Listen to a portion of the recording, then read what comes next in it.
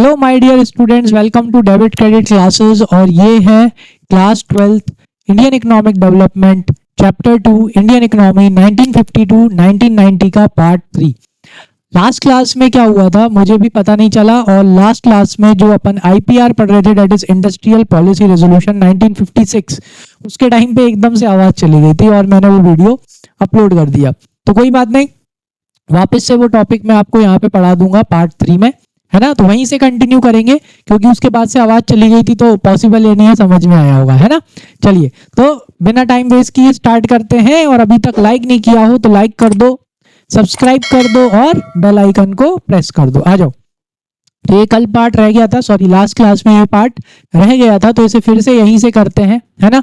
आ जाओ। तो IPR 1956 that is industrial policy resolution 1956। तो एक तरह से जो आपकी गवर्नमेंट थी, यानी इंडियन गवर्नमेंट थी, उसने क्या कर दिया था, डिक्लेरेशन कर दिया था।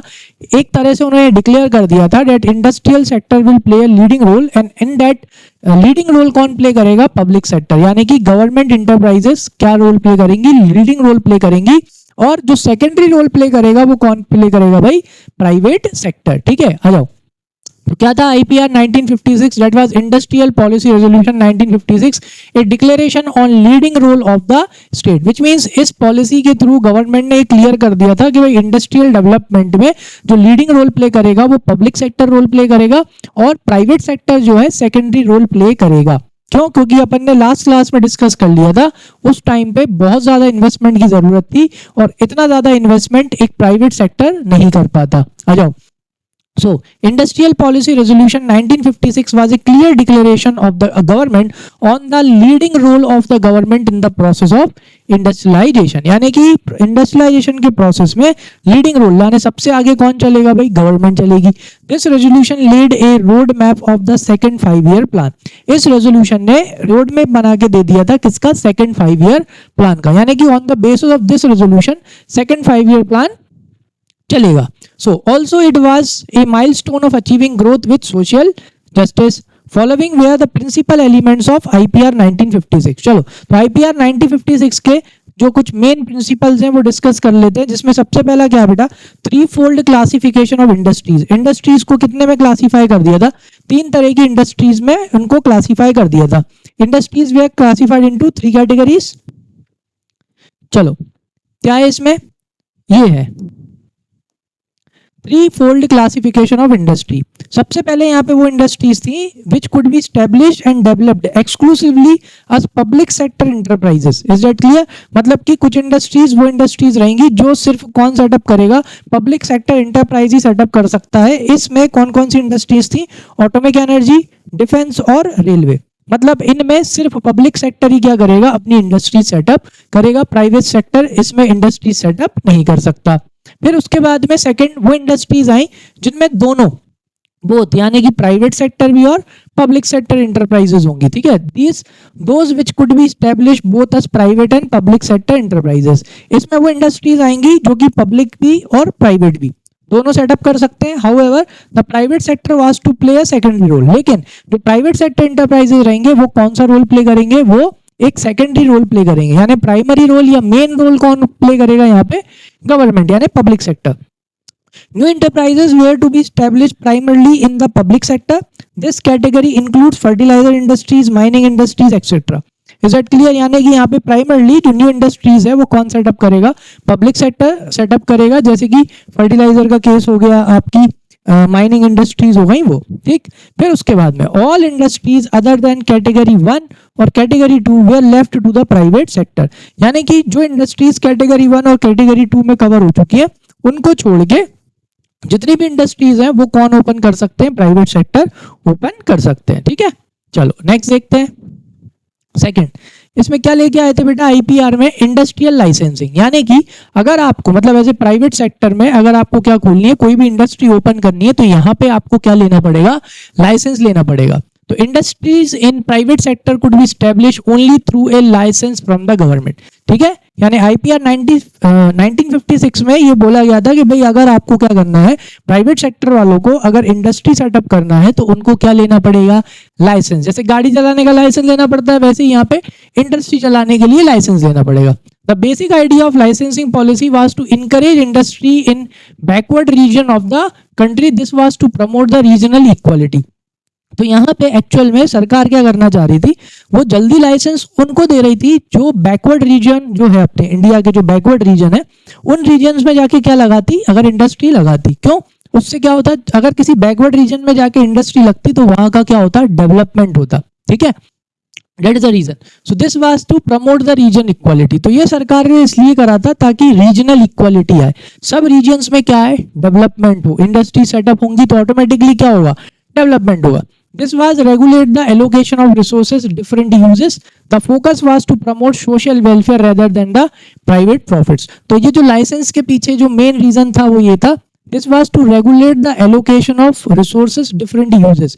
मतलब कि जो रिसोर्सेज है उनका कैसा यूज हो, सही से यूज हो, सही जगह पे यूज हो। दूसरा यहाँ पे जो मेन फोकस था ना वो ये था, किसको प्रमोट किया जाए, किसे बढ़ावा दिया जाए, सोशल वेलफेयर को, ना कि प्राइवेट प्रॉफिट्स को। इसलिए सरकार उनको लाइसेंस जल्दी दे रही थी जो अपनी इंडस्ट्रीज कहाँ सेटअप कर रही थी, बैकवर्ड रीजन्स में। क्योंकि बैकवर्ड रीजन्स में अगर वो इंडस्ट्री सेटअप करते तो वहां के लोगों को क्या मिलता, एम्प्लॉयमेंट मिलता। और कहीं पे इंडस्ट्री पहुंच जाती है तो उसके साथ साथ वहां पे और भी चीजें पहुंच जाती हैं। समझ में आया, वहां पे समाज डेवलप होता है, वहां पे स्कूल आ जाते हैं, धीरे धीरे फिर कॉलेजेस आ जाते हैं, हॉस्पिटल्स आ जाते हैं। तो इस तरह से एक इंडस्ट्री से आसपास के शहरों में बहुत डेवलपमेंट हो जाता है इस वजह से, ताकि कैसा डेवलपमेंट हो सके, regional development. Third, industrial concessions. और सरकार क्या दे रही थी, और जो सरकार थी वो प्राइवेट सेक्टर को क्या दे रही थी, कंसेशंस यानी छूट दे रही थी कि अगर आप बैकवर्ड रीजन में जाके क्या लगाते हो, इंडस्ट्री लगाते हो, तो हम आपसे क्या नहीं लेंगे, टैक्स, या टैक्स क्या लेंगे, हम आपसे कम लेंगे, हम आपको सब्सिडी दे देंगे।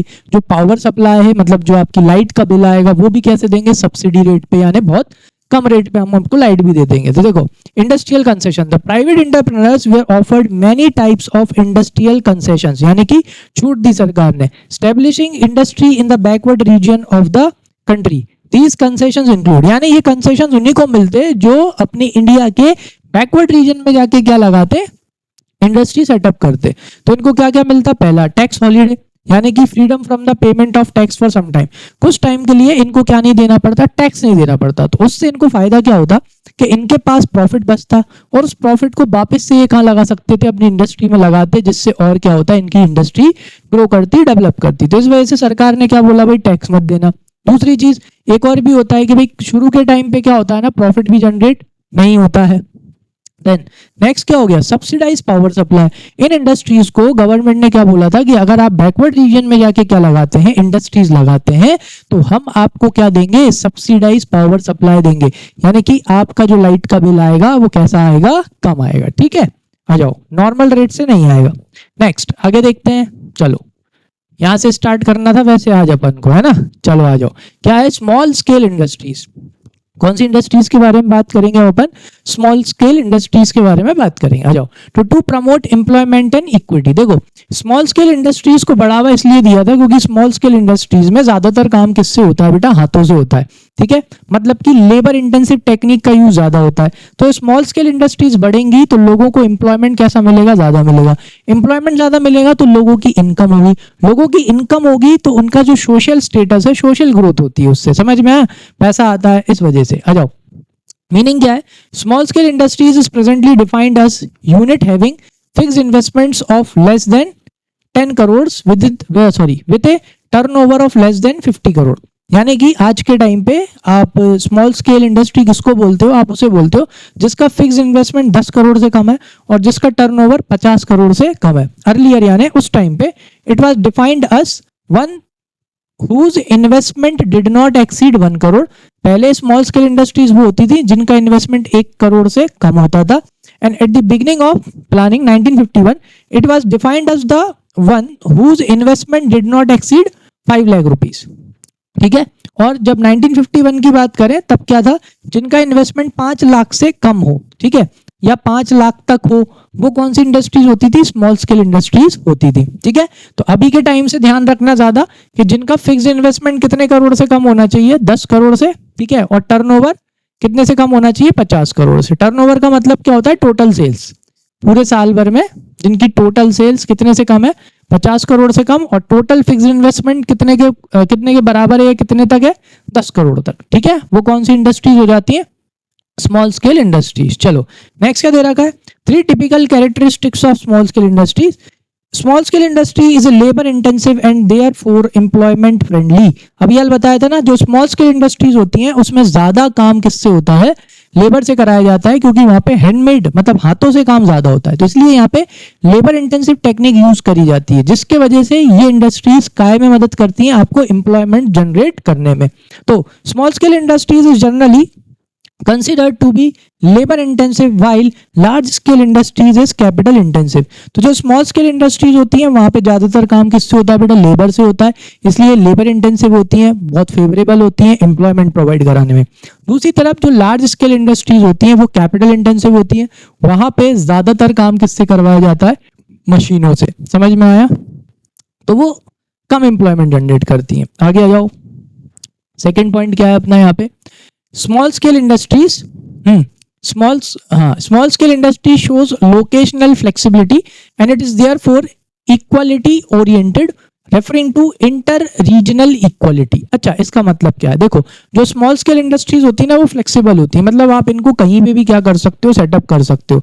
Is that clear? लेकिन जो लार्ज स्केल इंडस्ट्रीज होती है ना उन्हें आप कहीं पे भी सेटअप नहीं कर सकते। Why? Because they are large scale industries, they need मतलब क्वांटिटी में जब जो उनको रॉ मटेरियल चाहिए होता है ना तो वो बहुत ज्यादा चाहिए होता है। तो स्मॉल स्केल इंडस्ट्रीज के कंपैरिजन में जो लार्ज स्केल इंडस्ट्रीज होती हैं उनको वहीं सेटअप किया जाता है जहां पर से रॉ मटेरियल पास में अवेलेबल हो। ठीक है, लेकिन स्मॉल स्केल इंडस्ट्रीज के साथ ऐसा नहीं है। बढ़िया, स्मॉल स्केल इंडस्ट्रीज को आप वहां सेटअप कर सकते हो जहां पर आपको एम्प्लॉयमेंट जनरेट करना हो। मतलब ये लोकेशन के लिए कैसी होती है, फ्लेक्सिबल होती है। ऐसा नहीं है कि आपको स्मॉल स्केल इंडस्ट्री वहीं लगानी पड़ेगी जहां पे उसका रॉ मटेरियल अवेलेबल है। ठीक है, आ जाओ, तो small scale industry shows locational flexibility, it is therefore equality oriented, यानी कि कैसी होती है, इक्वालिटी ओरिएंटेड होती है। इन्हें आप हर रीजन में कहीं पर भी आप क्या कर सकते हो, सेटअप कर सकते हो। Contributing to balanced regional growth, यानी कि आप इनको वहां जाके सेटअप कर सकते हो जहां पर कैसा है बेटा, बैकवर्ड रीजन है, जहां पर अभी तक डेवलपमेंट हुआ नहीं है या बहुत कम है। ऐसी जगहों पे आप स्मॉल स्केल इंडस्ट्री सेटअप कर सकते हो, क्योंकि आपको चाहे वहां रॉ मटेरियल अवेलेबल हो चाहे ना हो, कोई दिक्कत नहीं है, रॉ मटेरियल पहुंच जाएगा। समझ में आ गया कि नहीं, क्लियर है? क्योंकि स्मॉल स्केल इंडस्ट्रीज में कोई इतना ज्यादा बल्कि क्वांटिटी में रॉ मटेरियल की जरूरत नहीं होती as comparison to large scale industries. लेकिन लार्ज स्केल इंडस्ट्रीज में बहुत ज्यादा क्वांटिटी में रॉ मटेरियल की जरूरत होती है, इसलिए लार्ज स्केल इंडस्ट्रीज को वहीं सेटअप किया जाता है जहां पर लोकली या थोड़ी दूर पे यानी कम डिस्टेंस में क्या मिल जाए, रॉ मटेरियल मिल जाए। ठीक है, आ जाओ, थर्ड क्या है बेटा, small scale industries need small investment, it is therefore equity oriented referring to different sections of the society. Small scale industries needs much smaller investment compare to the large scale industries. Accordingly it does not lead to concentration of economic power, rather it promotes equality across different sections of the society. तो जो small scale industries रहती हैं उनको start करने के लिए, मतलब अगर अपन लार्ज स्केल इंडस्ट्रीज से कंपेयर करें तो जो उनमें कैपिटल लगता है वो कैपिटल कैसा लगता है, कम लगता है। तो ये जो स्मॉल स्केल इंडस्ट्रीज होती है किसे प्रमोट करती है, इक्वालिटी को। किसको? इक्वालिटी को, यानी बराबरी को, है ना। और वहीं पे जो लार्ज स्केल इंडस्ट्रीज होती हैं उनमें कैपिटल कैसा लगता है, बहुत ज्यादा लगता है, जिसके वजह से एक तरह से देखा जाए तो concentration of wealth in few hands. अगर आपसे मैं बोलूं कि इंडिया के कुछ अमीर लोगों के नाम गिना दो, मतलब समझ जाओ कि उनके पास मतलब इतनी वेल्थ है, बहुत ज्यादा वेल्थ है उन लोगों के पास में। समझ में आया? जो किसको जन्म देती है, इनइक्वालिटी को। क्लियर हो गई चीज? तो वैसे ही यहाँ पे जो स्मॉल स्केल इंडस्ट्रीज होती हैं इनमें बहुत स्मॉलर इन्वेस्टमेंट चाहिए होता है इनको स्टार्ट करने के लिए, अगर अपन किससे कंपेयर करें, लार्ज स्केल इंडस्ट्रीज से। तो accordingly does not lead to concentration of economic power.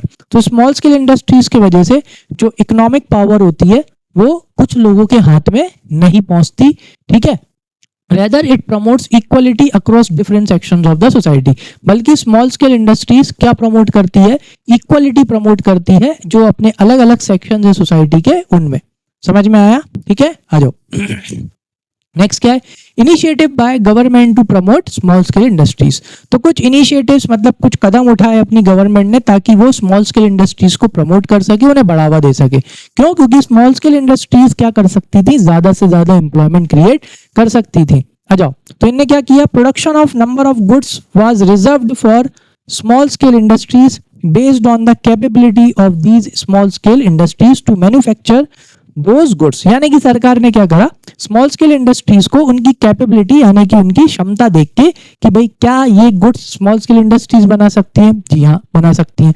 तो उन्होंने उन गुड्स को स्मॉल स्केल इंडस्ट्रीज के लिए क्या करके रख दिया, रिजर्व करके रख दिया कि भाई ये गुड्स सिर्फ और सिर्फ कौन बनाएंगी, स्मॉल स्केल इंडस्ट्रीज ही बनाएंगी, लार्ज स्केल इंडस्ट्रीज इस तरह के गुड्स नहीं बनाएंगे। यानी एक तरह से गुड्स में सरकार ने स्मॉल स्केल इंडस्ट्रीज को क्या दे दिया था, रिजर्वेशन दे दिया था, जो गुड्स वो अच्छे से बना सकती थी। मतलब यहाँ पे लार्ज स्केल इंडस्ट्री वाले वो गुड्स नहीं बना पाते, ठीक है, क्योंकि उन्हें परमिशन नहीं थी। दूसरा क्या था, स्मॉल स्केल इंडस्ट्रीज को बढ़ाने के लिए they were also given benefits of lower excise duty and lower interest rates on the bank loan. तो सरकार ने स्मॉल स्केल इंडस्ट्रीज को बढ़ावा देने के लिए क्या किया कि भाई उनको जो लोन देती थी वो लोन कैसे देती थी, बहुत ही कम रेट ऑफ इंटरेस्ट पे देती थी। और दूसरा चीज एक्साइज ड्यूटी। एक्साइज ड्यूटी क्या होती थी, एक्साइज ड्यूटी उन गुड्स पे लगती थी जो इंडिया में बनाए जाते थे, ठीक है, goods manufacture within the domestic territory of country within a period of 1 year with the aid of power, ठीक है। तो अगर कोई गुड्स बनाए जा रहे हैं इंडिया में पावर की मदद से, लाइट की मदद से, उनके ऊपर क्या लगाया जाता था, एक्साइज ड्यूटी लगाई जाती थी। तो सरकार ने स्मॉल स्केल इंडस्ट्रीज को बेनिफिट देने के लिए ये जो एक्साइज ड्यूटी यानी जो एक्साइज टैक्स था, ये टैक्स कैसे लगाया था, इनके ऊपर कम लगाया था, ठीक है, आया समझ में। चलो नेक्स्ट बात करते हैं। Now trade strategy. Trade strategy काय की भाई, इंपोर्ट सब्स्टिट्यूशन की। What you mean by import substitution? Substitution का मतलब पता है ना, इसके बदले ये होता है ना, कभी कभी फुटबॉल अगर देखा हो या क्रिकेट अगर देखा हो तो किसी को चोट लग जाती तो उसके बदले कौन आता है, दूसरा आता है, उसे क्या बोलते हैं, सब्स्टिट्यूशन। अच्छा, अरे सबसे अच्छा एग्जाम्पल तो ये है, तुम्हारी कोई टीचर या कोई सर एब्सेंट हो जाते हैं तो उनके बदले कौन आता है, कोई और आता है ना, उसे क्या बोला जाता है, सब्स्टिट्यूशन। क्या बोलते हैं उसको अपन, सब्स्टिट्यूशन बोलते हैं ना। वैसे ही यहाँ पे इन्होंने एक स्ट्रेटेजी अपनाई थी कि भाई इंपोर्ट को क्या करा जाए, सब्स्टिट्यूट करा जाए।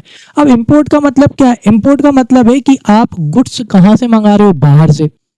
अब अगर आप बाहर से गुड्स मंगा रहे हो, फ्री में तो आ नहीं रहोगे, बाहर से गुड्स मंगा रहे हो यानी कि इंडिया दूसरे देशों से क्या मंगा रही है, गुड्स मंगा रही है। अगर इंडिया दूसरे देशों से गुड्स मंगा रही है तो फ्री में तो आ नहीं रहोगे, उसके लिए क्या करना पड़ता है बेटा, पेमेंट करना पड़ता है, ठीक है। अब यहाँ पे जो बेसिक गुड्स थे यानी कि वो गुड्स जिनका सब्स्टिट्यूशन इंडिया में ही मिल सकता था, तो सरकार ने बोला भैया क्या ढूंढो, इंपोर्ट सब्स्टिट्यूशन ढूंढो, ठीक है। यानी कि क्या था, India adopted a strategy of import substitution during the period 1950 to 1990। It is also called inward looking trade strategy. यानी कि जो गुड्स कहां से मंगाने पड़ रहे हैं, बाहर से मंगाने पड़ रहे हैं, यानी कि दूसरे देशों से मंगाना पड़ रहा है, सरकार ने बोला कि भाई देखो अपने घर के अंदर, मतलब अपने इंडिया के अंदर देखो, inward looking trade strategy. Inward मतलब अपने खुद के देश के अंदर देखो, क्या इन गुड्स को अपन खुद अपने देश में मैन्युफैक्चर कर सकते हैं, बना सकते हैं क्या। तो उससे क्या होगा बेटा, अपन को ये गुड्स बाहर से नहीं खरीदने पड़ेंगे, यानी दूसरे देशों से नहीं खरीदने पड़ेंगे। तो जब अपन को ये गुड्स दूसरे देशों से नहीं खरीदने पड़ेंगे तो अपना फॉरेन एक्सचेंज बचेगा। क्या बचेगा, फॉरेन एक्सचेंज, यानी कि अपने पास में फॉरेन करेंसी बचेगी। फिर अपन उस फॉरेन करेंसी का इस्तेमाल काहे में कर सकते हैं, कैपिटल गुड्स खरीदने में, नई टेक्नोलॉजी खरीदने में, जो कि ज्यादा इंपॉर्टेंट रोल प्ले करेगी अपनी कंट्री को क्या करने में, ग्रोथ और डेवलपमेंट कराने में। समझ में आई बात कि नहीं। इसलिए सरकार ने बोला कि भाई जो गुड्स अपन बाहर से खरीद रहे हैं, बाहर से मंगा रहे हैं, उनका क्या ढूंढो, सब्स्टिट्यूशन ढूंढो, किसमें, इंडिया में। तो अपन को वो गुड्स बाहर से नहीं मंगाने पड़ेंगे। तो जब वो गुड्स अपन बाहर से नहीं मंगाएंगे तो अपन को क्या नहीं देना पड़ेगा, फॉरेन एक्सचेंज नहीं देना पड़ेगा।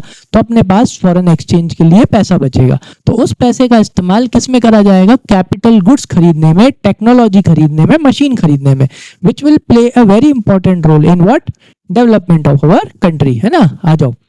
So, inward looking trade strategy refers to the policy of reliance on import substitution and protection to the domestic industry through import restrictions and import duties in the area of international trade. तो जो inward looking trade strategy थी, इसका मतलब ये था policy of reliance on import substitution, यानी कि एक ऐसी पॉलिसी कि भाई जिसमें import के क्या ढूंढे जाए, सब्स्टिट्यूशन ढूंढे जाए, यानी जो गुड्स बाहर से मंगा रहे हैं वही गुड्स अपन या तो अपने घर में बना लें या उनका क्या मिल जाए, अपने को सब्स्टिट्यूट मिल जाए। जैसे होता है ना कॉफी का सब्स्टिट्यूट क्या है, चाय है ना। तो इस तरह से कि भाई इन गुड्स का क्या ढूंढा जाए, क्या ढूंढ लो, सब्स्टिट्यूट ढूंढ लो ताकि इन्हें बाहर से ना मंगाने पड़े।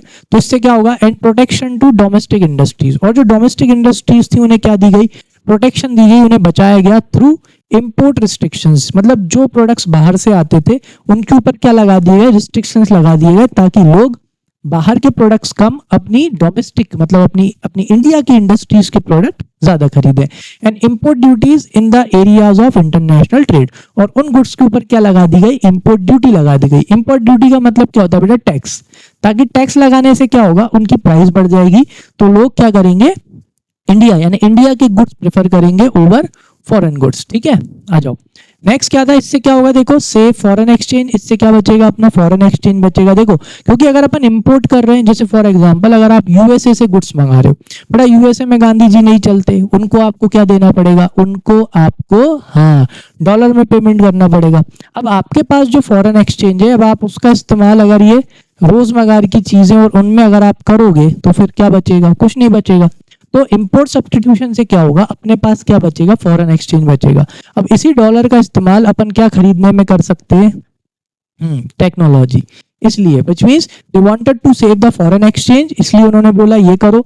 दूसरा क्या करा सरकार ने, फॉरेन एक्सचेंज यानी कि being extremely scarce was to utilized for the developmental imports. यही बताया था ना मैंने आपको कि सरकार ऐसा क्यों करना चाह रही थी उस टाइम पे, ताकि क्या बचाए जा सके, फॉरेन एक्सचेंज बचाए जा सके, ताकि इस फॉरेन एक्सचेंज का इस्तेमाल क्या खरीदने में किया जा सके, ऐसी चीजें खरीदने में की जा सके जो देश को क्या करेंगी, डेवलप करेंगी, जैसे कि नई टेक्नोलॉजी, नई मशीनरी, कैपिटल गुड्स। ठीक है, next economize the use of foreign exchange, यानी कि अपन जो फॉरेन एक्सचेंज है उनका यूज कैसे करें, अच्छे से करें, फायदेमंद, फायदे के लिए करें। ठीक है, नेक्स्ट क्या दे रखा है, protect the domestic industries from the international competition.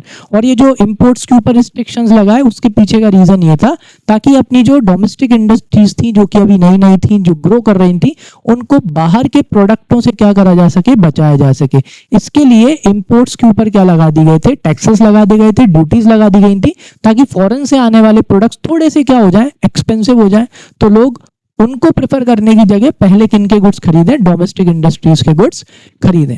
समझ में आ गई चीज की नहीं आई, ठीक है। Just to protect our domestic industries we impose taxes on किसके ऊपर, इंपोर्ट्स के ऊपर। ठीक है, आ जाओ नेक्स्ट।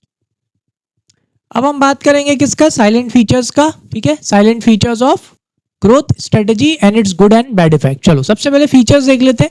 फीचर्स अपने को पहले से ही क्लियर है बेटा। सबसे पहला फीचर तो क्या था इस ग्रोथ स्ट्रेटेजी का, that public sector will play a leading role. मतलब यहाँ पे पब्लिक सेक्टर यानी government sector main role play करेगी किसमें, इंडस्ट्रियलाइजेशन को डेवलप करने में। देख लो पहला क्या है भाई, public enterprise were to play a central role in the process of industrialisation.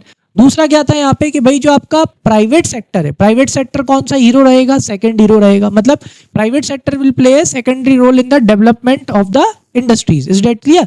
और उसमें भी परमिट लाइसेंस राज, यानी उसको इंडस्ट्रीज खोलने के लिए क्या लेना पड़ेगा, लाइसेंस लेना पड़ेगा। Second point, private enterprises were to play only secondary role in the process of industrialization, date to under the permit license Raj. उसके लिए भी उसे क्या लेना पड़ेगा बेटा, इंडस्ट्रीज ओपन करने के लिए लाइसेंस लेना पड़ेगा। ये दूसरा फीचर था किसका, अपनी ग्रोथ स्ट्रेटेजी का।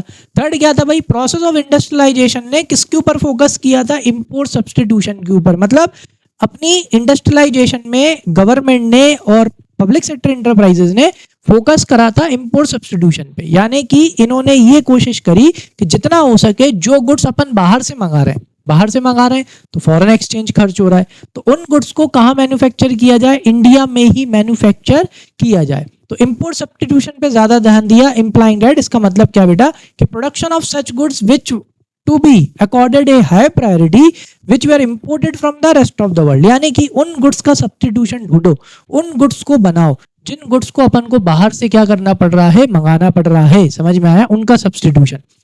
फोर्थ फीचर क्या था अपनी ग्रोथ स्ट्रेटजी का, वो ये था कि as far as possible domestic industries was to be protected from the foreign competition. एक और जो फीचर था, कैरेक्टरिस्टिक था अपनी ग्रोथ स्ट्रेटेजी का, वो ये था कि भाई जितना हो सके डोमेस्टिक इंडस्ट्रीज को किससे बचाया जाए, फॉरेन कंपटीशन से बचाया जाए। उसके पीछे का रीजन क्या था, उस टाइम पे अपनी डोमेस्टिक इंडस्ट्रीज नई नई थी, नए नए बच्चे थे, तो इन बच्चों को बाहर के बच्चों से क्या करना था या बाहर के बड़ों से क्या करना था, बचाना था। उसके लिए भी ये एक और फीचर था जिसके वजह से क्या लगाए गए थे, जो इंपोर्ट जो गुड्स आते थे, है ना, उनके ऊपर क्या लगा दिए जाते थे, इंपोर्ट ड्यूटीज लगा दी जाती थी, टैक्स लगा दिए जाते थे, ताकि वो गुड्स महंगे हो जाए और अपनी डोमेस्टिक इंडस्ट्रीज के गुड्स लोग ज्यादा से ज्यादा खरीदें। So as far as possible domestic industries was to be protected from foreign competition, protection was to be offered through, देखो कैसे प्रोटेक्शन दी थी, हैवी ड्यूटी ऑन इंपोर्ट्स, यानी जो गुड्स बाहर से आते थे, दूसरे देशों से आते थे, उनके ऊपर क्या लगाते थे, टैक्स। टैक्स लगाने की वजह से उनकी जो प्राइस होती थी, क्या होती थी, प्राइस, वो क्या हो जाती थी, इंक्रीज। ठीक है, तो जिसके वजह से लोग किसको प्रेफर करें, हाँ, डोमेस्टिकली प्रोड्यूस गुड्स, यानी अपने इंडियन गुड्स को। ठीक, दूसरा क्या करा गया, फिक्सेशन ऑफ इंपोर्ट कोटा, हाँ, इंपोर्ट कोटा क्या कर दिया गया, फिक्स कर दिया, यानी अगर आपको कोई चीज बाहर से मंगा के इंडिया में बेचना है तो उसको फिक्स कर दिया, कोटा फिक्स कर दिया, यानी आप सिर्फ इतना ही मंगा के बेच सकते हो, उससे ज्यादा नहीं मंगा सकते। So it was realise that protection would foster the growth of the domestic industry. ठीक है, क्योंकि ये रियलाइज करा गया कि अगर हम अपनी डोमेस्टिक इंडस्ट्रीज को क्या करेंगे, प्रोटेक्ट करेंगे, तो वो जल्दी क्या होंगी, ग्रो होंगी। इज दैट क्लियर, वो जल्दी डेवलप होंगी। ठीक है, तो इस तरह से उनको क्या करा गया भाई, प्रोटेक्ट किया गया। आ जाओ, और क्या फीचर्स थे अपने, ये रहा फिफ्थ फीचर, देखो क्या लिखा है, large scale industries was to be developed with a view to build an infrastructural base in the country. ठीक है, एक और जो अपना फीचर था ग्रोथ स्ट्रेटजी का, वो ये था कि भाई जितना हो सके अपन अपनी लार्ज स्केल इंडस्ट्रीज को क्या करें, डेवलप करें। Why, because these large scale industries will provide base, ये अपने को बेस देंगी, किसको डेवलप करने के लिए, अपने इंफ्रास्ट्रक्चर बेस को डेवलप करने के लिए। जैसे लार्ज स्केल इंडस्ट्रीज, जैसे कि स्टील इंडस्ट्रीज, क्या, आयरन एंड स्टील इंडस्ट्रीज, क्योंकि iron and steel industries develop करना बहुत इंपॉर्टेंट होता है। उसके पीछे का रीजन क्या है, उसके पीछे का रीजन ये है बेटा, क्योंकि इंफ्रास्ट्रक्चर में जैसे रोड्स बनेंगे, डैम्स बनेंगे, ब्रिजेस बनेंगे, उसमें क्या लगेगा, आयरन लगेगा। Is that clear? So it was very important to develop our what, large scale industries, क्योंकि ये लार्ज स्केल इंडस्ट्रीज अपने इंफ्रास्ट्रक्चर को बनाने में बड़ा इंपॉर्टेंट रोल प्ले करती और करा है। आ जाओ, सिक्स क्या था कि भाई स्मॉल स्केल इंडस्ट्रीज को क्या करा जाए, डेवलप किया जाए with a view to achieve the objective of employment and equity. तो एक और जो फीचर था अपनी ग्रोथ स्ट्रेटजी का, वो ये था कि जितना हो सके अपनी कौन सी इंडस्ट्रीज, हाँ, अपनी स्मॉल स्केल इंडस्ट्रीज को डेवलप करें, अपन उन्हें और डेवलप करें, ताकि स्मॉल स्केल इंडस्ट्रीज में काम किससे होता था, लेबर इंटेंसिव से। तो लेबर इंटेंसिव से काम होने से फायदा क्या था कि लोगों को क्या मिलेगा, ज्यादा से ज्यादा एम्प्लॉयमेंट मिलेगा। इसलिए फोकस किया गया कि जितना हो सके अपनी स्मॉल स्केल इंडस्ट्रीज को क्या करा जा सके, डेवलप करा जा सके। ठीक है ना, तो ये फीचर्स थे किसके भाई, अपनी ग्रोथ स्ट्रेटेजी के। ठीक है, आ जाओ, अब इसके गुड इफेक्ट देख लेते हैं कि इसके अच्छे इफेक्ट क्या हुए। सबसे पहला अच्छा इफेक्ट क्या हुआ भाई, economic growth got big push with A blend of green revolution despite a massive increase in the agriculture output the proportion of industrial sector in GDP increased from 13% in 1951 to 24.6% in 1991 which is a sign of growth with structural change। यानी कि एक तरह से अपने economy को क्या मिला था, अपनी इकोनॉमिक ग्रोथ को क्या मिला था, एक बिग पुश, अच्छा धक्का मिला इससे। ठीक है, with A blend of green revolution, किसके साथ में, ग्रीन रेवोल्यूशन के साथ में। तो इससे क्या हुआ, बहुत मैसिव इंक्रीज आया, क्या आया, बहुत मैसिव इंक्रीज आया किसमें, एग्रीकल्चर आउटपुट में, अपना एग्रीकल्चर का आउटपुट बढ़ी, अपनी एग्रीकल्चर की पैदावार बढ़ी। ठीक है, और and the proportion of industrial sector in GDP increase, और मतलब दोनों का कंट्रीब्यूशन अच्छा रहा, अपना एग्रीकल्चर भी क्या हुआ, एग्रीकल्चर भी ग्रो करा ग्रीन रेवोल्यूशन की वजह से, और ये आईपीआर मतलब इंडस्ट्रियल पॉलिसी रेजोल्यूशन, इनके वजह से क्या हुआ, अपना जो इंडस्ट्रियल सेक्टर था उसका भी जो जीडीपी में कंट्रीब्यूशन था वो बढ़ गया था।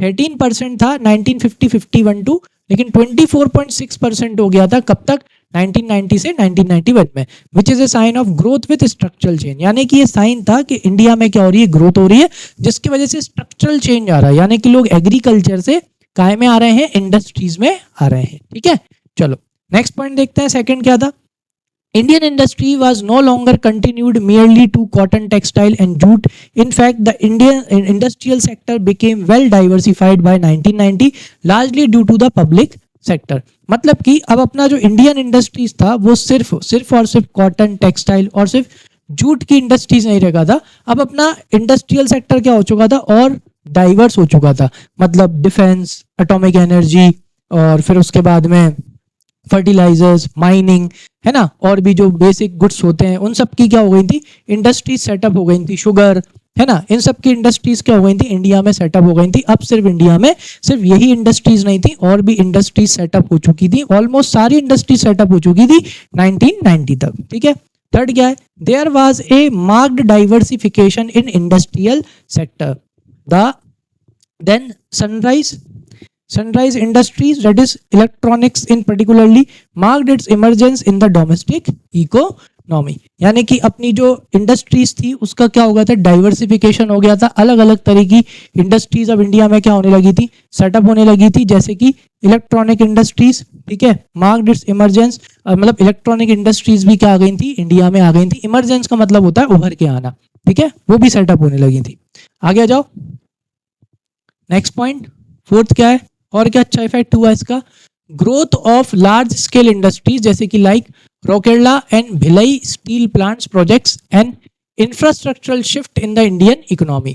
The Indian economy showed its ability to absorb the impact of large scale industrialisation. तो किन की ग्रोथ हुई, लार्ज स्केल इंडस्ट्रीज की ग्रोथ हुई, जैसे रोकेला हो गया, भिलाई स्टील प्लांट हो गया। और इनके डेवलप होने से एक चीज ये भी अपने को पता चल गया कि इंडिया में जितना भी ये स्टील प्रोड्यूस कर रहे थे ना, तो Indian economy showed its ability to absorb the impact of large scale industries. यानी लार्ज स्केल इंडस्ट्रीज जो भी प्रोड्यूस कर रही थी, स्टील और ये सब प्रोड्यूस कर रही थी, आयरन, वो अपनी इंडियन इकोनॉमी उस टाइम पे क्या करती जा रही थी, उसे एब्जॉर्ब करती जा रही थी, यानी इंफ्रास्ट्रक्चरल डेवलपमेंट में उसको लगाते जा रही थी। इसने क्या शो करा एक तरह से कि इंडियन इकोनॉमी ने अपनी एबिलिटी शो करी कि भाई जितना भी लार्ज स्केल इंडस्ट्री प्रोड्यूस कर रही है, स्टील प्रोड्यूस कर रही है, वो उसे एब्जॉर्ब कर रही है, मतलब एक तरह से वो उसे इंफ्रास्ट्रक्चरल डेवलपमेंट में लगा रही है। तो ये एक अच्छा इफेक्ट हुआ था। लेकिन इनका क्या हुआ, बैड इफेक्ट भी हुआ। क्या क्या बैड इफेक्ट हुआ, फटाफट देख लेते हैं। सबसे पहला, in due course of time the planners realised excessive dominance of public sector. मतलब कि जो प्लानर्स थे उन्हें ये रियलाइज हो गया कि भाई जो पब्लिक सेक्टर है ना, उसका कुछ ज्यादा ही क्या हो रहा है, दबदबा हो रहा है, ज्यादा ही डोमिनेंस हो रहा है।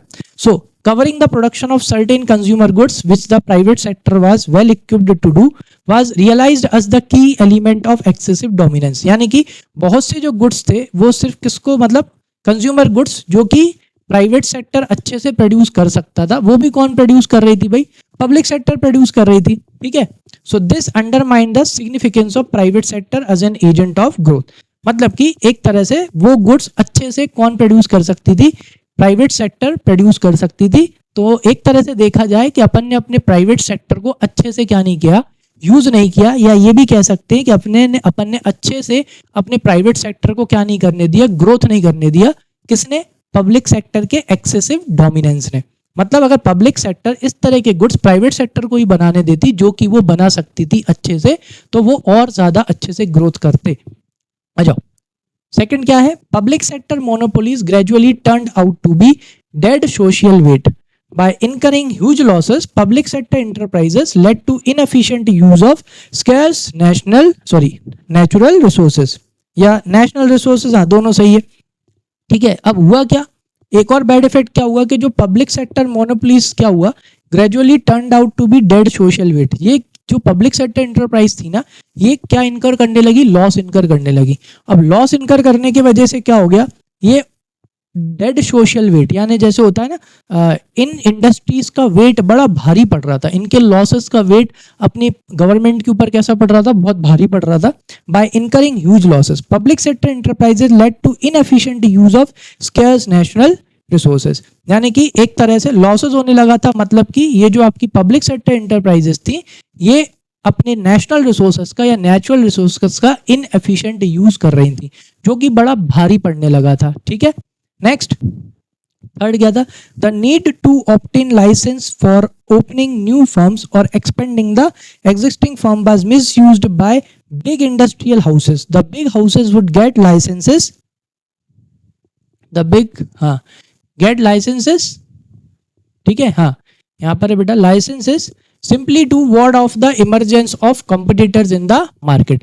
अब ये हुआ क्या कि भाई ये जो लाइसेंस था, अगर आपको नई फर्म खोलनी है तो लाइसेंस चाहिए, अगर आपको अपनी प्रोडक्शन कैपेसिटी बढ़ानी है तो भी क्या लेनी पड़ेगा, लाइसेंस लेना पड़ेगा। तो इस लाइसेंस का ना एक तरह से जो बिग इंडस्ट्रियल हाउसेस थे उन्होंने इसका क्या करा, मिसयूज करा। वो सिंपली क्या करते थे, लाइसेंस ले लेते थे, ठीक है, ताकि किसको अवॉइड कर सके, कंपटीशन को। यही यहाँ पे लिखा है, the need to obtain license for opening new firms और expanding the existing firm was misused by the big industrial houses. The big industrial houses would get license simply to ward off the emergence of competitors in the market, ताकि market में क्या आना है, कोई competition ही ना आए। इसके लिए जो ये बिग इंडस्ट्रियल हाउसेस रहते थे ये पहले से ही क्या ले लेते थे, लाइसेंस ले लेते थे, और फिर बाद में जाके अपनी इंडस्ट्रीज या लाइसेंस लेने के बाद अपनी इंडस्ट्री सेटअप करते थे, ताकि इनकी क्या बनी रहे, मोनोपोली बनी रहे। एक और चीज और करते थे ये लोग, अगर कोई लाइसेंस लेने की कोशिश करता था तो ये उसको लाइसेंस मिलने नहीं देते थे। करप्शन भी हुआ इससे, ठीक है। आ जाओ, फोर्थ क्या था, protection of domestic industries stimulated its growth but lack of competition promoted the domestic entrepreneurs to focus upon monopoly control of the market. Growth through competition and diversification was conveniently avoided. अब हुआ क्या, अपन ने क्या सोचा कि भाई चलो domestic industries को प्रोटेक्ट करेंगे तो डोमेस्टिक इंडस्ट्रीज क्या होंगी, डेवलप होंगी, ठीक है। आइडिया तो अच्छा था, लेकिन इसकी वजह से हुआ क्या, एक गलती हो गई। गलती ये हो गई कि अपनी जो डोमेस्टिक इंडस्ट्रीज थी, जो अपने प्राइवेट एंटरप्रेन्योर्स थे, उन्होंने काय पे फोकस किया, मोनोपोली जमाने की, यानी कि single seller so many buyers. इन्होंने क्या नहीं करा, क्योंकि इनके पास कंपटीशन नहीं था, कंपटीशन नहीं था तो इन्होंने क्या नहीं करा, इन्होंने अपने प्रोडक्ट्स में इनोवेशन नहीं लाए, अपने प्रोडक्ट्स को अपडेट नहीं किया, समझ में आया, उनमें और अच्छे अच्छे तरीके से उनको और अच्छा बनाने की कोशिश ही नहीं की। क्यों, क्योंकि ये तो काय में लगे हुए थे, ये लगे हुए थे अपनी मार्केट में मोनोपोली स्टैब्लिश करने में, ये लगे हुए थे कि भाई जितना हो सके मार्केट में सिर्फ हमारा ही प्रोडक्ट बने।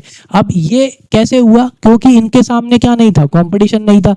जैसे अभी एग्जाम्पल के तौर पे दूं, जैसे जियो आया, जियो ने प्लान सबके सस्ते कर दिए, कंपटीशन लाया, सब लाइन पे आ गए, सबने अपने प्लान्स क्या कर लिए, सस्ते कर लिए। इतने सस्ते हो गए कि वी और आइडिया काय पे आ गए, खत्म होने की कगार पे आ गए, ऑलमोस्ट खत्म होने ही वाले हैं अगर सरकार ने उनका लोन माफ नहीं किया तो, है कि नहीं।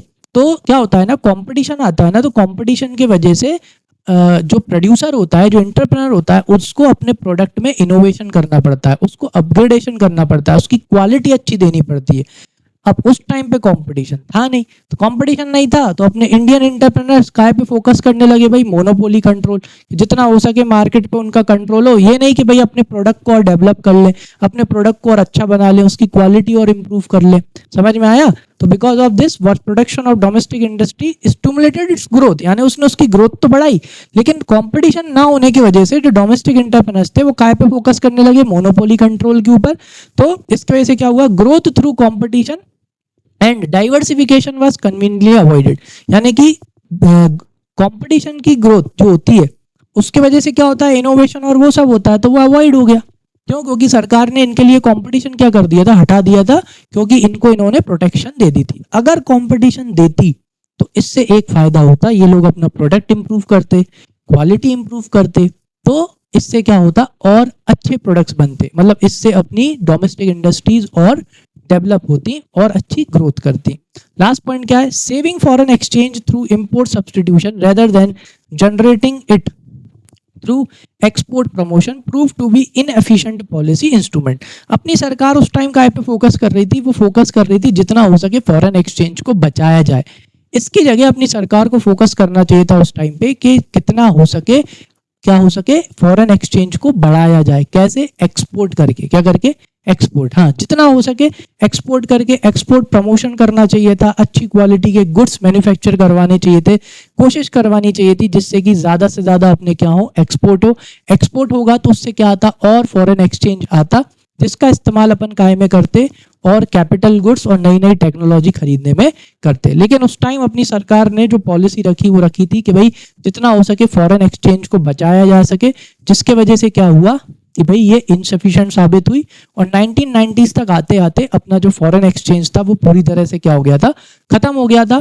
फिर लागू हुई थी 3 economic policies, new economic policies, जिसने पूरी इंडिया को एक तरह से बदल दिया था, that is liberalisation, privatisation and globalisation.